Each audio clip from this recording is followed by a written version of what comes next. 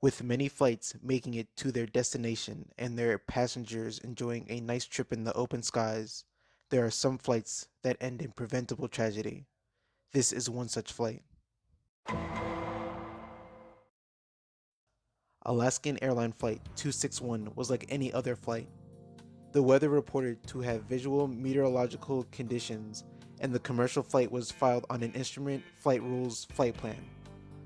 The airplane being flown was a McDonnell Douglas MD-83 with an identifier November Niner 63 Alpha Sierra.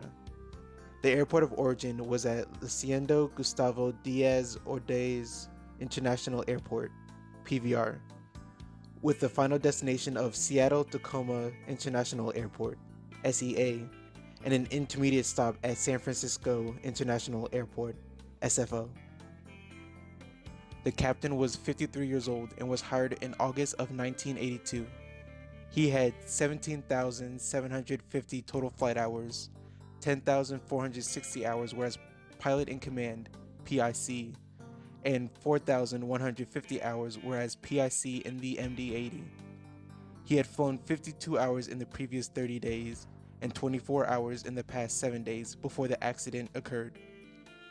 He was off duty 2 days prior to the accident, but he passed his last recurrent training on November 19, 1999, his last proficiency check on November 23, 1999, and his last line check July 15, 1999, and he had no prior history of accident, incident, or disciplinary actions with either the FAA or his company. The first officer was 57 years old and was hired July 17, 1985. The first officer had flown 8,140 hours of total flight hours, 8,060 were as first officer in the MD-80. He had 78 hours in the previous 30 days and 15 hours in the past 7 days before the accident occurred. He was off duty 3 days prior to the accident, but he passed his last line check on March 16, 1997. His last recurrent training was on April 23, 1999. And his last proficiency check was on April 25, 1999, and he had no prior history of accident, incident, or disciplinary actions with either the FAA or his company. The crew of the accident were at a layover hotel, which was at a resort outside of Puerto Vallarta, which is where PVR Airport is located. The captain and first officer watched the Super Bowl in the hotel lounge and ate dinner and breakfast at the hotel restaurant. The accident crew appeared to be well rested according to the flight crew that flew the plane into PVR Airport. These recollections and accounts show that human factors such as fatigue were not a factor relating to the result of the fatal crash.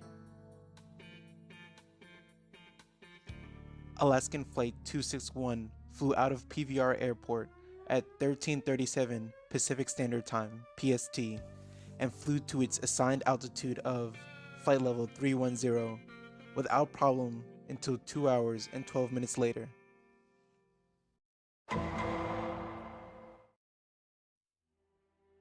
Alaskan Airlines Flight 261 discussed with the airline's dispatch and maintenance control facilities in SEA to talk about a possible diversion to Los Angeles International Airport, LAX, because of a jammed horizontal stabilizer.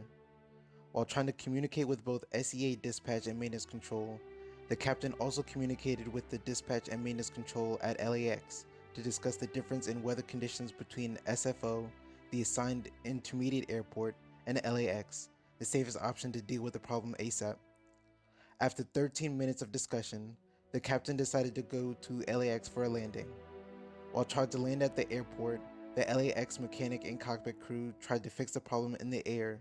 This led to excessive wear on the jack screw system and failure of said system.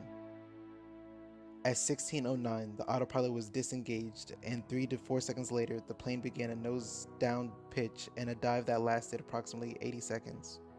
This 80-second dive took the airplane from an altitude of 31,050 feet to between 23,000 and 24,000 feet.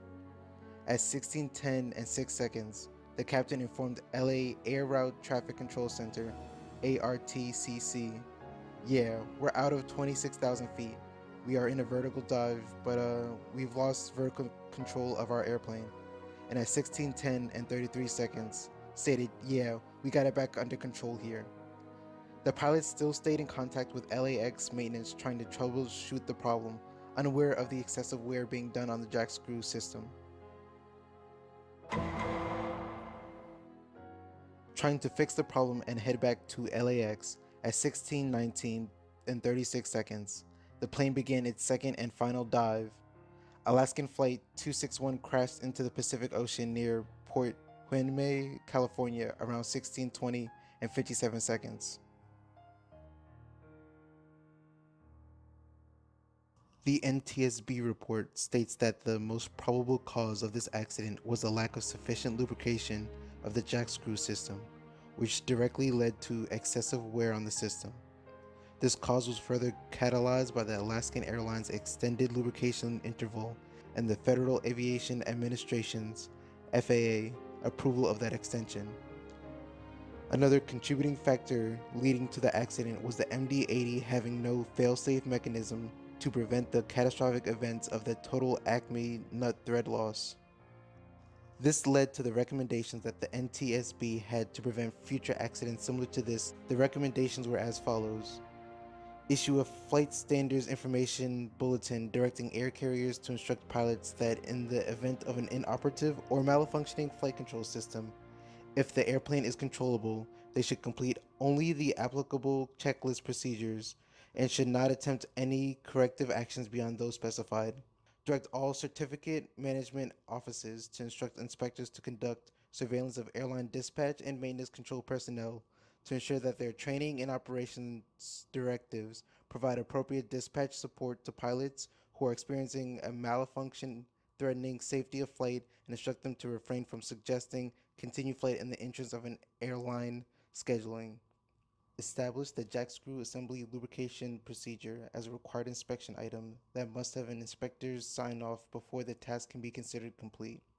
Require maintenance personnel who inspect the horizontal stabilizer trim system of Douglas DC-9, McDonnell Douglas MD-80/MD-90, and Boeing 717 series airplanes to undergo specialized training for this task.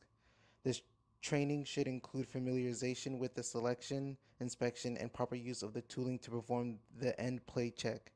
As a personal recommendation, I would like a stricter government involvement on safety standards and evaluation of commercial and corporate airplanes.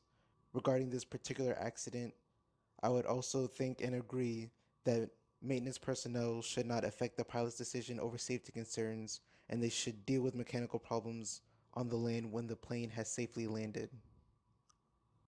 So I was reading the NTSB, knowing that you were coming. I was reading the NTSB report a little bit earlier, and it was kind of scary because that was 20 years ago now, right? And so a lot of the recommendations that came out of the NTSB report, you could have taken them and put them right into the 737 MAX situation about what was going on, lax oversight, shortcuts, all that kind of stuff. And so, when the NTSB started talking about the FAA should have caught this and everything else, here we are again 20 years later, and we hear the exact same phrases coming out. So it sounds like, well, it was a preventable accident, absolutely, and I don't think we learned the kind of lessons, or maybe we forgot the lessons that came out of that crash. Yeah. But some haven't. This is what I don't get, because it's like you said, if you were, if we were flying currently, when I think a good pilot, when you learn something valuable, you don't forget it, Right. and you don't change the way you operate because of external pressures. So what's the E in I am safe? Isn't it the external pressures? Yeah. Well, you don't let external pressures change what you've learned or what you've experienced. So yeah, we're right back where we were 20 years ago, like with the MAX. They're looking at it the wrong way, because an unlubricated jack screw was the immediate cause of that accident, but the unlubricated jack screw was the symptom of a much larger, much more profound problem, and that did not get fixed. Exactly. Yeah.